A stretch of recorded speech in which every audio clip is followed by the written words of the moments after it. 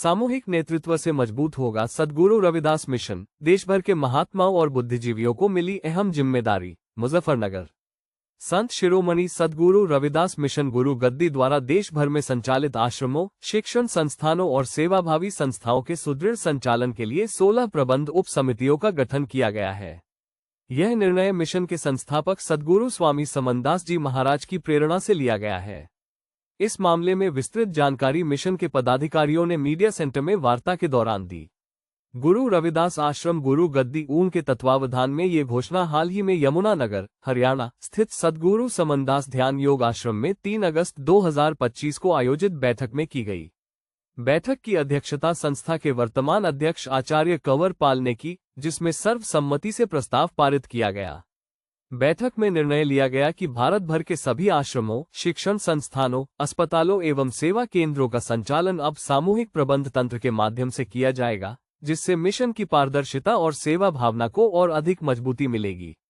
इन समितियों में देश भर के महात्माओं, संगत, विद्वानों और समाज के बुद्धिजीवियों को जिम्मेदारी दी गई है।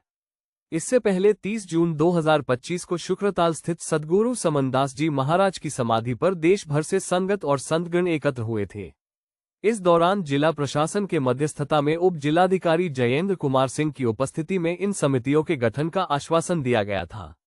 इस अवसर पर लोकसभा सांसद नगीना चंद्रशेखर आजाद भी विशेष रूप से उपस्थित रहे।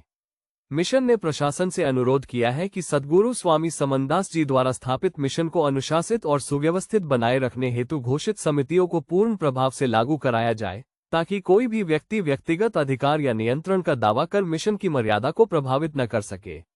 गुरु रविदास आश्रम गुरु गद्दी ऊन और मिशन से जुड़े सभी संस्थानों में ये सुनिश्चित किया जाएगा कि प्रबंधन अब सामूहिक नेतृत्व में पारदर्शिता व श्रद्धा से संचालित हो, जिससे सद्गुरु जी का मिशन सदा के लिए जीवित व सक्रिय बना रहे। जी, आपका परिचय? आचार्य कंवरपाल सिंह, गुरु गद्दी ऊन का वर्तमान महंत, सद्गुरु स्वामी समनदास जी महाराज का शिष्य हूँ।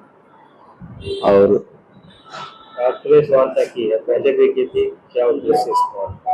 पहली बार जो प्रेस वार्ता यहाँ पर की थी वो 30 जून 2025 को शुक्रताल में सद्गुरु रविदास सद्गुरु समनदास आश्रम पर सद्गुरु स्वामी समनदास जी महाराज के समाधि स्थल पर मत्था टेकने के लिए जो संगत गई थी, संत मंडल वहां पर पहुंचा था।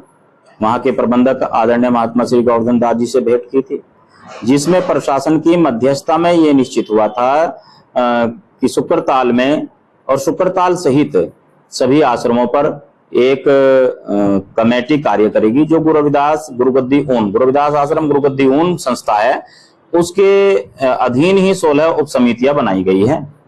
अब इसी वजह से आज ये प्रेस वार्ता रखी गई है, ताकि प्रशासन को हम स्मरण कराए कि आपकी निगरानी में जो निर्णय हुआ था आप उसको लागू कराए। जो 16 समितियां बनाई गई है वो लागू होनी चाहिए।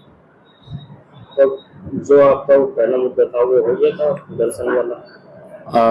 दर्शन तो हो गए थे गुरु महाराज के, और उस पर वार्ता भी हुई थी, प्रशासन ने मध्यस्थता की थी, उसी में आश्वासन दिया था समितियों के गठन के लिए। और ये कोई नई समिति बन रही है।